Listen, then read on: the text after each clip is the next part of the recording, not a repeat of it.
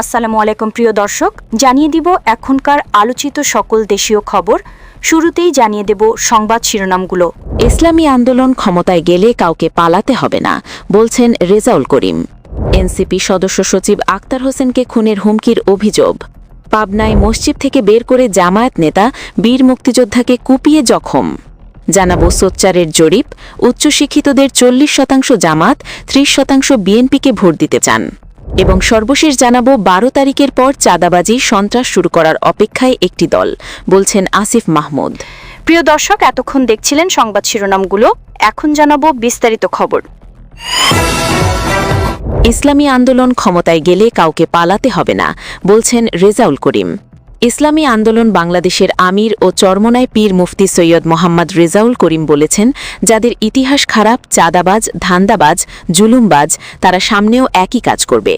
বাংলাদেশে এখন একটি বাক্সই আছে ইসলামের পক্ষে। এই বাক্স হাতপাখা প্রতীকের বাক্স, ইসলামী আন্দোলনের বাক্স। হাতপাখা প্রতীকে ভোট দেওয়ার আহ্বান জানিয়ে তিনি বলেন, একদল ক্ষমতায় গেলে আরেক দল পালায়। ইসলামী আন্দোলন ক্ষমতায় গেলে কাউকে পালাতে হবে না। আল্লাহ যদি আমাদের কবুল করেন আর আমাদের প্রার্থীকে বিজয়ী করেন, তাহলে যারা নিরপরাধ তারা স্বাধীনভাবে তাদের জন্মভূমিতে স্বাধীনভাবে চলতে পারবে। তাদের কেউ মামলা মোকদ্দমা বা ভয়ভীতি দেখাতে পারবে না। এনসিপি সদস্য সচিব আক্তার হোসেনকে খুনের হুমকির অভিযোগ। জাতীয় নাগরিক পার্টির সদস্য সচিব আক্তার হোসেনকে অপরিচিত ফোন নম্বর থেকে কল করে খুনের হুমকি দেওয়ার অভিযোগ উঠেছে। এ ঘটনায় তিনি রাতে রংপুরের পীরগাছা থানায় একটি সাধারণ ডায়েরি করে। আক্তার হোসেন রংপুর 4 নম্বর আসনে 11 দলীয় ঐক্যজোট সমর্থিত সংসদ সদস্য প্রার্থী।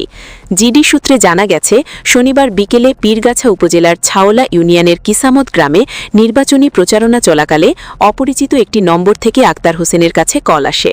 তিনি কল রিসিভ করলে অপর প্রান্ত থেকে তাতে খুনের হুমকি দেওয়া হয়। পরে রাত 8:30টার দিকে ওই নম্বরে পুনরায় যোগাযোগ করা হয়। এ সময় কল রিসিভ করা হলেও অপর প্রান্ত থেকে কোনো কথা বলা হয়নি বলেও জানা গেছে।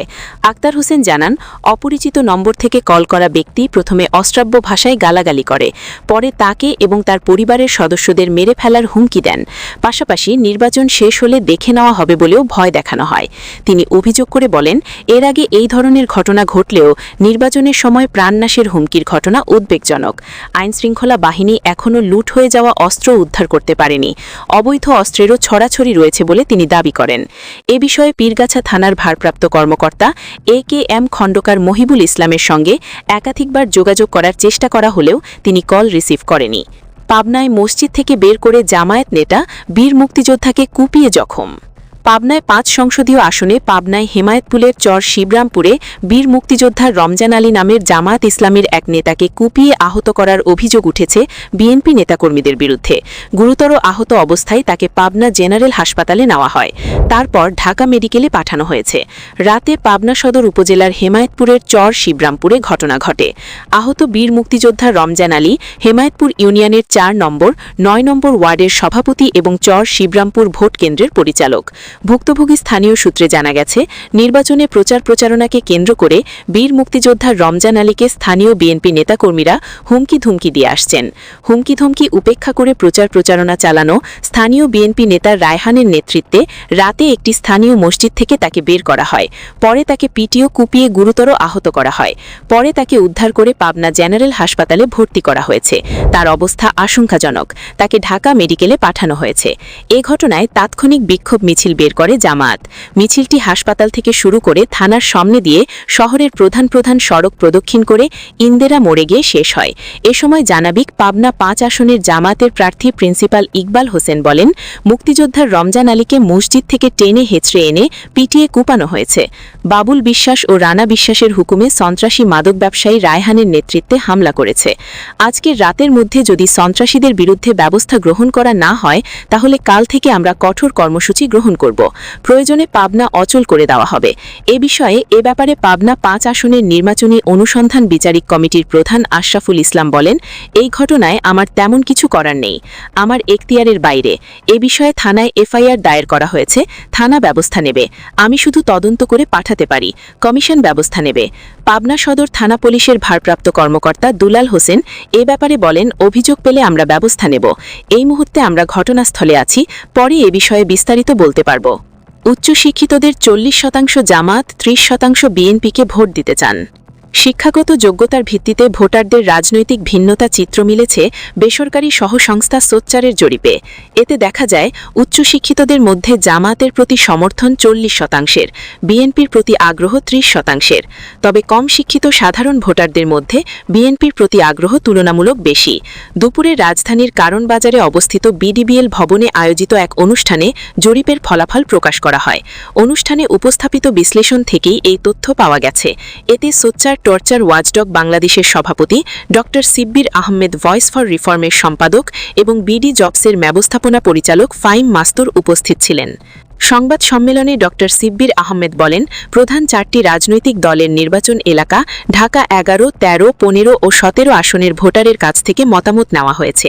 সোচ্চারের জরিপের তথ্য অনুযায়ী স্নাতক ও তার চেয়ে বেশি শিক্ষিত ভোটারদের মধ্যে 40% জামাতকে, 30% বিএনপিকে ভোট দিতে আগ্রহী।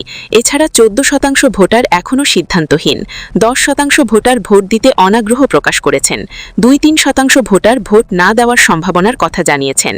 নিম্ন মাধ্যমিক ও তার নিচে শিক্ষাগত যোগ্যতা সম্পন্ন ভোটারদের মধ্যে বিএনপি ও জামাত দুই দলের প্রতি সমান আগ্রহ। প্রতি দলের জন্য 36% ভোটার আগ্রহী দেখিয়েছে। এছাড়া 11% ভোটার এখনও সিদ্ধান্তহীন। 12% ভোটার ভোট দিতে অনাগ্রহ প্রকাশ করেছে। আর 2-3% ভোটার ভোট না দেওয়ার সম্ভাবনার কথা জানিয়েছে।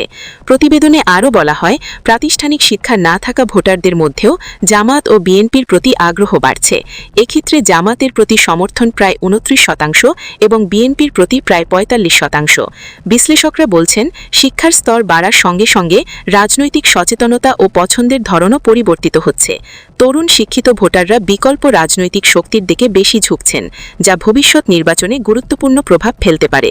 বিশ্লেষকদের মতে এই জরিপের ফলাফল রাজনৈতিক দলগুলোর জন্য নতুন কৌশল নির্ণয়ে সহায়ক হবে। বিশেষ করে তরুণ ও উচ্চশিক্ষিত ভোটারদের আকৃষ্ট করতে দলগুলোকে নতুন পরিকল্পনা নিতে হবে। উল্লেখ্য, সোচ্চার দেশের বিভিন্ন অঞ্চলের ভোটারের উপর এই জরিপ পরিচালনা করে।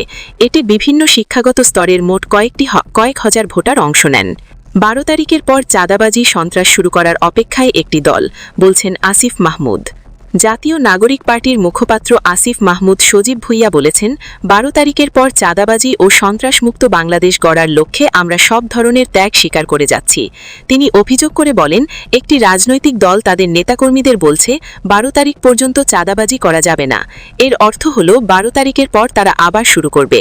তারা শকুনের মতো অপেক্ষা করছে, দাঁতে দাঁত কেলে বসে আছে। 12 তারিখের পরই তারা ঝাঁপিয়ে পড়বে। আসিফ মাহমুদ বলেন, একটি রাজনৈতিক দলের প্রধান আন্তর্জাতিক গণমাধ্যমে শেখ হাসিনার সন্তানকে রাজনীতিতে ফিরিয়ে আনার কথা বলছেন। প্রিয় দর্শক, এই ছিল এখনকার গুরুত্বপূর্ণ নিউজ। আরও গুরুত্বপূর্ণ নিউজ নিয়ে ফিরছি কিছুক্ষণের মধ্যে। নিউজগুলো সবার আগে দেখার জন্য এই চ্যানেলটি সাবস্ক্রাইব করে আমাদের সাথে থাকুন। ধন্যবাদ।